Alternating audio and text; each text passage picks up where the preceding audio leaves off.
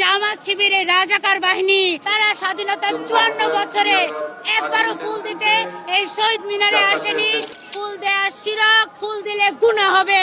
তাহলে আমির সাহেবের কাছে আমি জানতে চাইবো, আপনি যে গতকালকে ফুল দিতে এসেছিলেন সেই ফুল হালাল হয়ে গেল, এখন আর শিরক হলো না?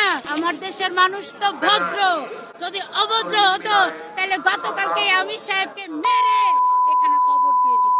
এই জামাত শিবিরের রাজাকার বাহিনী চায়নি আমার দেশের স্বাধীনতা, তারা চায়নি আমার দেশের বিজয়, তারা চায়নি আমার এই বাংলা ভাষা। স্বাধীনতা 54 বছর পরে এসে দেখলাম যারা দেশ চাইলো না তারা ক্ষমতা চায়। এই জামাত শিবির তারা কিন্তু পাকিস্তান চায়নি। পরবর্তীতে তারা পাকিস্তানের ক্ষমতা আসার জন্য অনেক চেষ্টা করেছে, কিন্তু পাকিস্তানের জনগণ তাদেরকে ঝাড়ু দিয়ে বাড়ি দিয়েছে।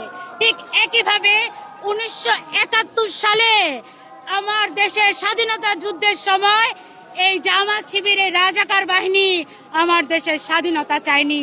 তারা ঘরের থেকে মাদেরকে ধরে ধরে, বোনদেরকে ধরে ধরে ওই হানাদার পাক বাহিনীদের হাতে তুলে দিয়েছিল। তারা চায়নি আমার দেশের স্বাধীনতা, তারা চায়নি আমার দেশের বিজয়, তারা চায়নি আমার এই বাংলা ভাষা।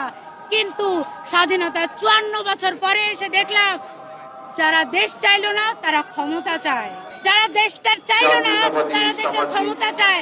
বিভিন্ন ভাবে ষড়যন্ত্র করে 68টা আসনে তারা এসেছে এমপি হয়ে। কিন্তু এই জামাতি দল তারা স্বাধীনতার 54 বছরে একবারও ফুল দিতে এই শহীদ মিনারে আসেনি, যায়নি স্মৃতিসৌধে, কারণ তাদের একটাই বক্তব্য ছিল ফুল